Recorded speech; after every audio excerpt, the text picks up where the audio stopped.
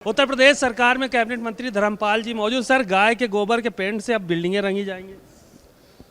देखिए, गाय का गोबर चंदन की तरह पवित्र है और गाय के गोबर में औषधीय गुण है।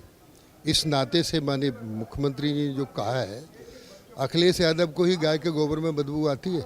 माननीय मुख्यमंत्री योगी आदित्यनाथ जी को गाय के गोबर को चंदन की तरह पवित्र मानते हैं। सर, नेता विरोधी दल हैं समाजवादी पार्टी के विधान परिषद में, वो कह रहे हैं कि ये साजिश तो नहीं है पहलगाम का हमला। देखिए, इस समय संपूर्ण देश आक्रोशित है और ऐसे बयानों से ये लोग पाकिस्तान को मदद करने का काम करते हैं। चलिए, शुक्रिया बहुत बहुत। आपने धर्मपाल जी को सुना, बहुत सारी बातें उन्होंने कही।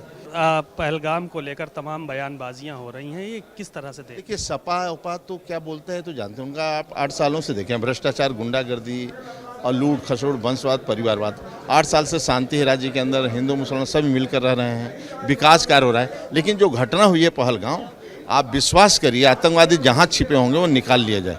और एक एक बदला आदरणीय मोदी जी के नेतृत्व में एक भी नहीं बख्शे जाएंगे। और जो भी वह हमेशा राष्ट्र हित और देश हित में और गरीब के हित में काम कर, जो निर्णय लेंगे उचित निर्णय लेंगे। कांग्रेस और सपा के जो बयान आ रहे हैं सपा कांग्रेस को आप तो जानते हैं, हमेशा उन्होंने वातावरण खर्च, आज़ादी से लेकर आज तक क्या दिया देश को? केवल भ्रष्टाचार, लूट खसोट। आज शांति के मार्ग है, पूरे देश के अंदर हम लोग, दुनिया के अंदर हम लोगों की जय जयकार हो रही है और विकास की कार्य चल रहा है और सब देश आगे बढ़ रहा है, तो शांति है।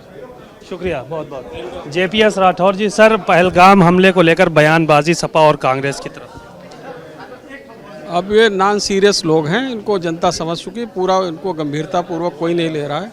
और जिस तरीके से मखौल पूरे देश का इन्होंने पाकिस्तान में करने का काम किया है, मुझको लगता है कि इनको माफ़ी मांगनी चाहिए देश के नागरिकों से।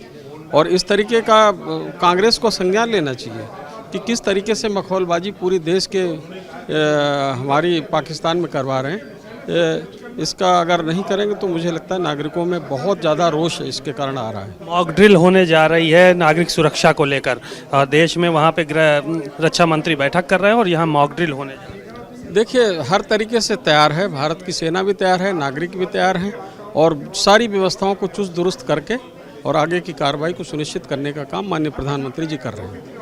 धन्यवाद।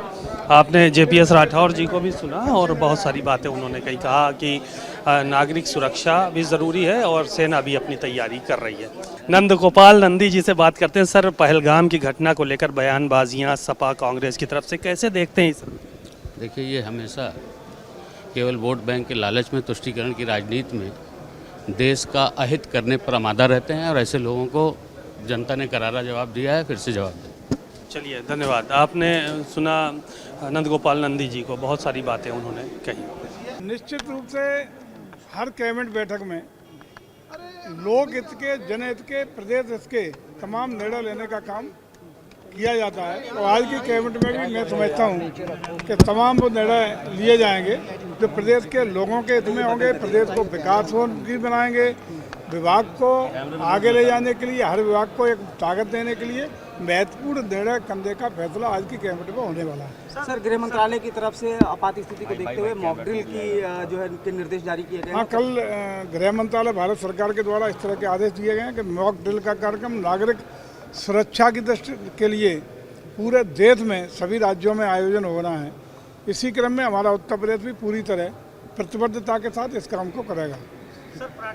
सिटी चली जाएगी इधर इनाई।